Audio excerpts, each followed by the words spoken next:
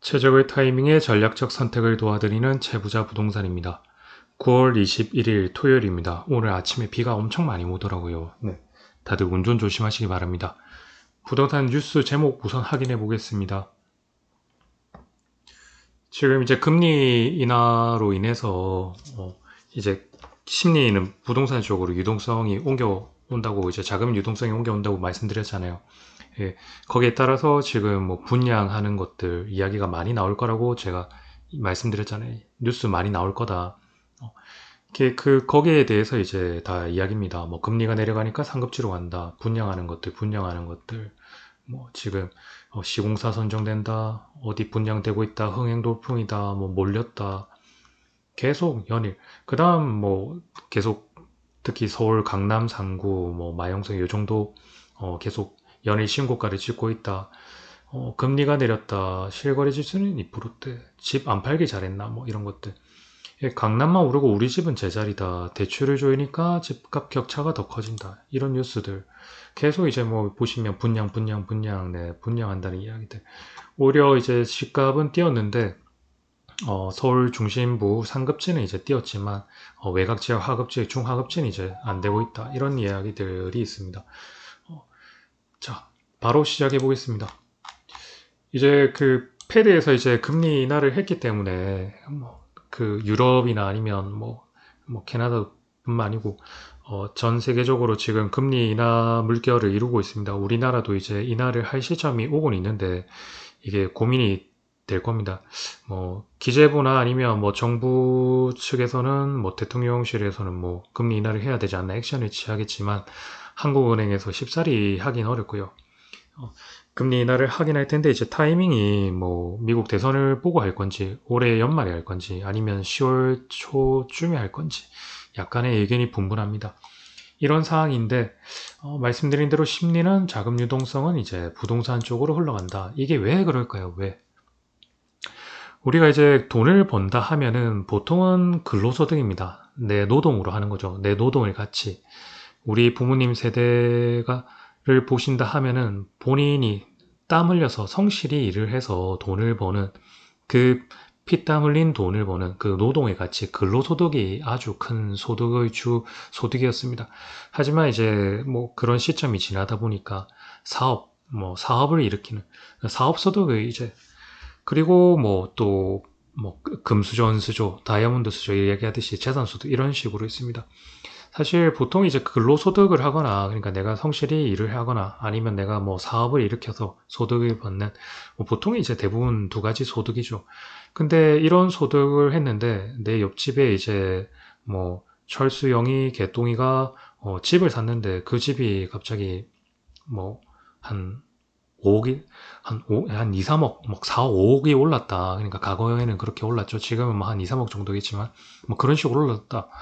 내가 평생 아니지만 뭐 1년에 열심히 일을 해서 뭐 세전세후 다 떼고 뭐 다 떼고 보니까 뭐 1년에 모아도 쓸 거 다 쓰고 최대한 아낀다 하더라도 이제 버는 게 뭐 한 1억도 안 되는데 한 예, 집을 하나 딱 사서 팔고 나니까 한 몇 억을 버는 거예요. 그러니까 최소 뭐 1년 남들 뭐 1년 연봉을 버는 꼴이 돼버리니까 이제 이런 상황이 되고 거기에 이제 플러스 유명하신 분들 연예인도 그렇고 기업가들 그 다음에 이제 특히 기업들 이번에도 말씀드렸잖아요. 뭐 상반기 때 뭐 그 총 부채는 8조에서 했지만 이제 부동산 흘러간 게 거의 주담보 대출해가지고 거의 8천억 넘어가니까 기업들이 뭐 대출을 풀로 땡겨가지고 어디에 투자했나 이런 걸 보니까 또 부동산으로 다 투자를 했어요.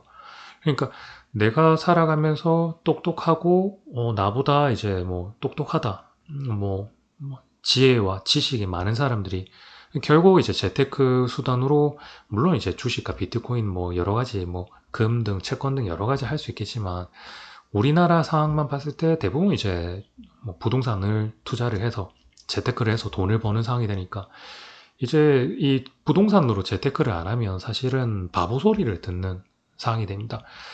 그 사실 눈이 하나 있는 세상이 이 사회가 정상이면 눈 두 개 있는 사람이 이상이시잖아요. 그러니까 그렇게 비유는 좀 그렇지만 이제 부동산을 재테크로 안 한다 하면 정말 뭔가 문제가 있지 않나 이런 식으로 좀 흘러가는 분위기입니다.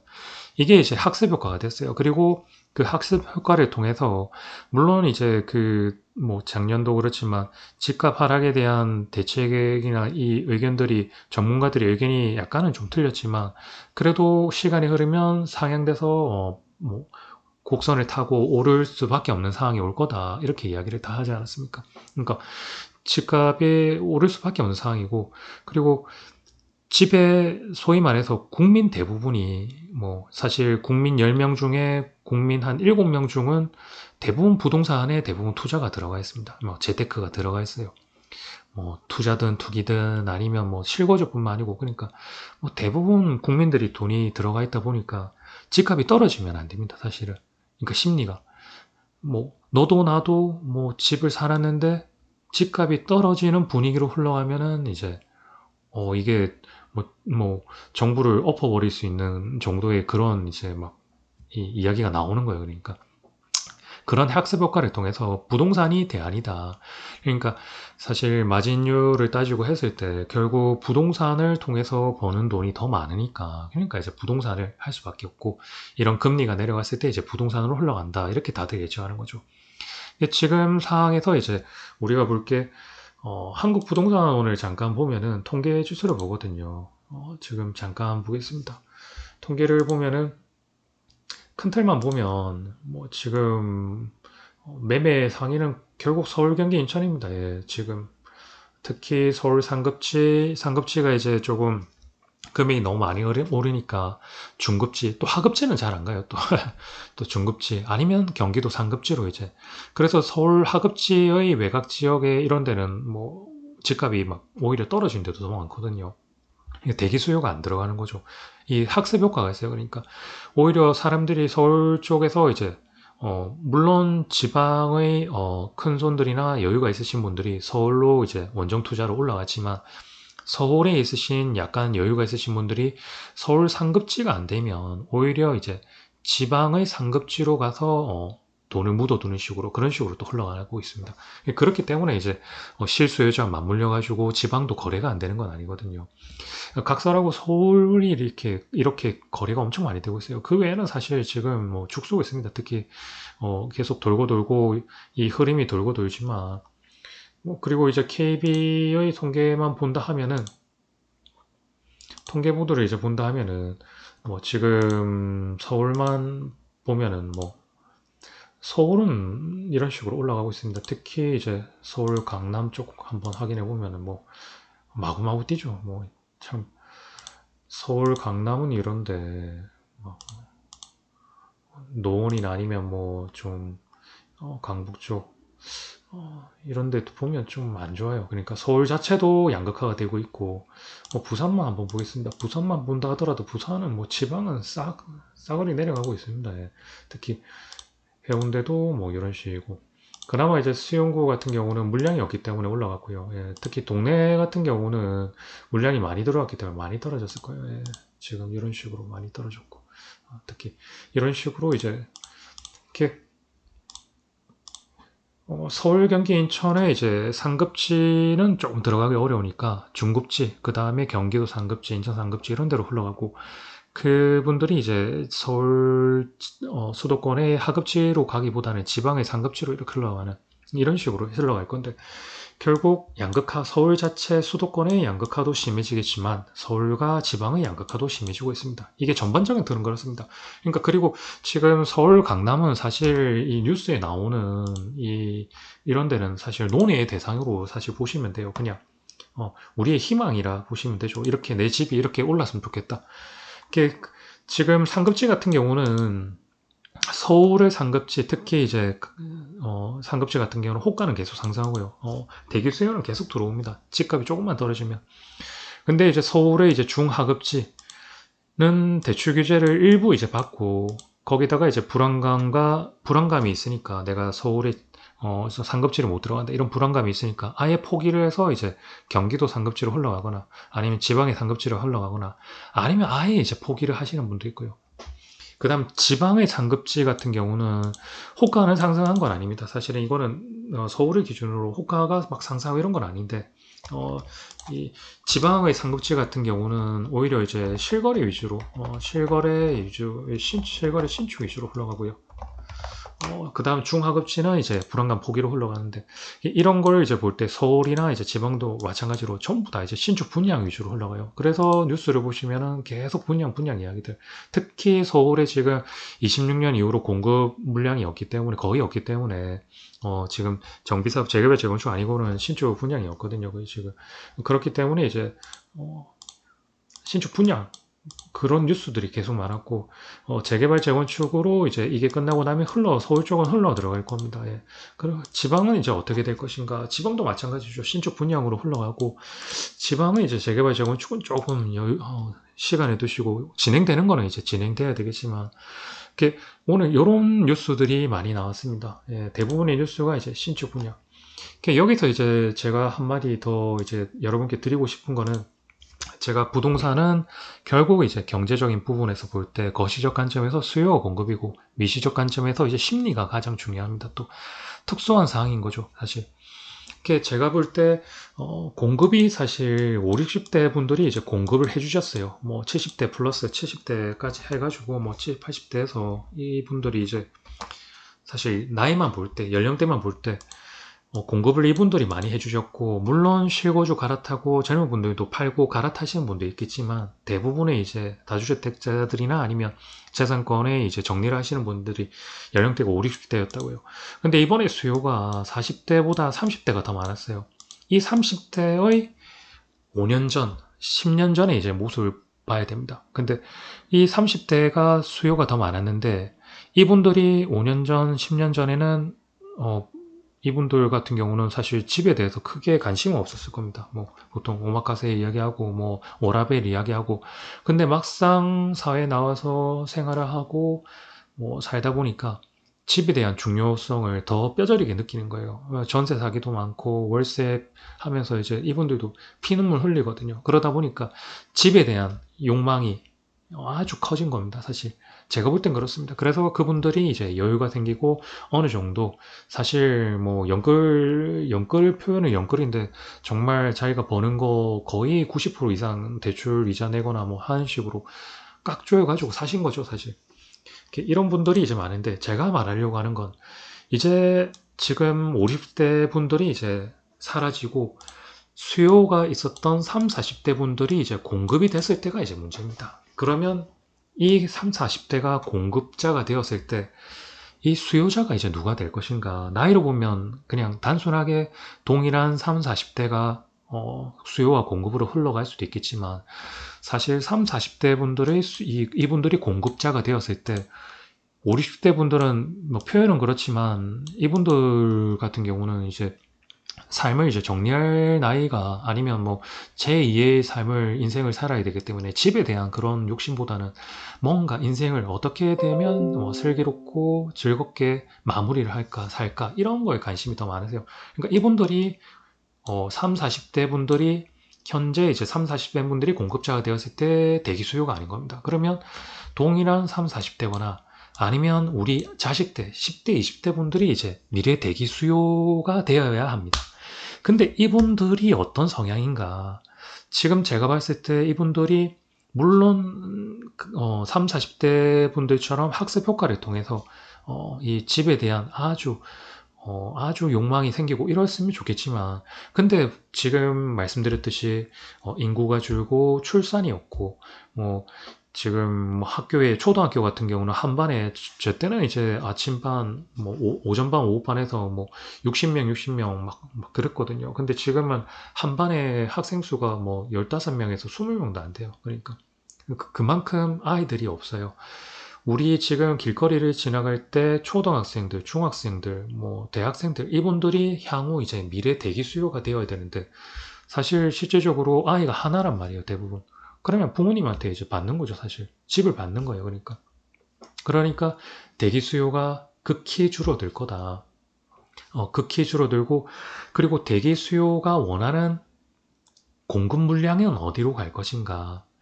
그렇기 때문에 결국 심리는 어디로 흘러갈 것인가. 그게 바로 키포인트입니다. 그래서 양극화를 말하는 거예요. 그러니까 공급은 결국 많아지고 현재 있던 집도 뭐 집이 콘크리트가 단단한데 거의 뭐 엄마 아파트 보십시오. 거의 뭐 50년 이상 가지 않습니까? 그런 걸 볼 때 집에 계속 지어지는 집들을 계속 유지할 수 있는가? 이게 이제 하나의 하도가 된 거예요. 그러니까 우리가 생각할 때 그래서 양극화가 가는 거고 결국 내가 집을 살 때도 중요하지만 그래서 제가 계속 말씀드리지 않습니까? 단순하게 지금 특정 부동산이나 아니면 전문가들이 뭐 3억대, 4억대, 5억대 뭐 이 아파트들 사세요 뭐 하고 이런 식으로 생각할 게 아니고 향후 단순하게 내가 잠깐의 뭐 한 2년, 4년은 이제 한순환을 통한 뭐 투자를 하시면 그게 맞을 수 있겠죠. 그렇다 하면은 급매로 최대한 빠르게 괜찮은 물건을 사는 게 맞고 아니라 하면은 내가 좀 더 이제 고차원적인 생각을 한다 하면은 양극화로 흘러가는 이 시점에 대기 수요가 어떻게 흘러갈 것인가 이거를 이제 보셔야 된다고요. 그러면 또 어떻게 연관되느냐. 인구와 출산 그리고 소비를 봐야 됩니다. 제가 그 블로그에도 보여드렸지만 소비가 줄어들고 하지만 교육과 의료는 계속 소비를 한다고요. 그러니까 아이가 있는 분들은 아이한테 돈을 쓸 수밖에 없어요. 그 말은 아이가 있으면 그 아이한테 내 집을 줄 수밖에 없어요. 보통은. 예. 증여든 상속이든 가는 겁니다. 사실. 예. 그런 식으로 흘러가고 그걸 볼 때 지금 소비가 어떻게 흘러갈 것인가? 교육과 의료로 간다면 이게 입지 조건과 맞물려 가고 미래의 대기 수요가 같이 흘러가는 겁니다. 하지만 의료 같은 경우는 지금 보신다 하면은 이 연령대가 10대, 20대가 의료로 가는 게 아니겠죠. 교육으로 가는 거 아니겠죠. 그럼 다음의 대기 수요와 소비 성향은 어떻게 될 것인가? 이걸 이제 관건입니다. 이걸 제가 계속 고민을 하는 거예요. 그러니까 우선 지금 말씀드렸던 내용은 정리하자면 네. 금리는 이런 식으로 흘러왔다. 우리나라도 금리를 조율해야 된다. 근데 심리는 이미 자금 유동성은 부동산 흘러왔고 왜 그러냐? 아무리 근로소득, 사업소득을 해도 부동산을 통한 소득을 얻는 것이 불로소득을 얻는 것이 사실은 더 크다. 이게 학습 효과가 있다. 그렇기 때문에 거기다가 우리나라의 대부분의 국민이 지금 부동산의 대부분 뭐 사실 실거주든 투자든 뭐 다 들어와 있습니다. 그러니까 집값이 떨어지는 것 자체가 사실은 내 목숨줄을 끊는 거랑 똑같은 거예요. 그런 상황이다. 그렇다 하면 서울, 경기, 인천, 수도권과 지방은 어떻게 흘러갈 것인가? 각각의 상급지와 하급지는 약간의 방향성은 다르지만 결국 대출 규제 받는 안 받는 그런 식으로 흘러갈 거고 불안감이 있는 없는 이런 식으로 흘러갈 거다. 그렇다 면 신축 현재 시점에서는 신축 분양으로 무조건 흘러갈 거다. 신축 분양을 사는 게 많고 거의 그렇다 하면은 분양가가 높든 주변의 매매가가 되든 결국 이제 대부분 지방의 역세권 위주 준대장주 위주로 흘러가고 그게 이제 끝나고 나면 이제 재개발 재건축 쪽으로 조금 흘러갈 거다.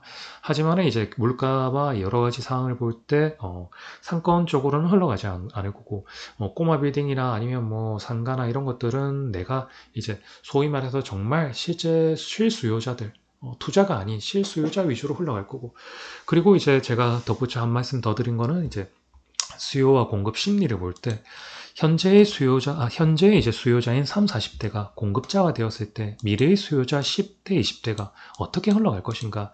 이 사람들이 이제 어떤 식으로 소비를 하고 이 집을 통한 소비를 하게 될 것인가? 집에 대한 실거주 투자로 흘러갈 것인가? 어떤 식으로 흘러갈 것인가? 그렇다면 이분들이 어떤 성향을 가지고 있냐?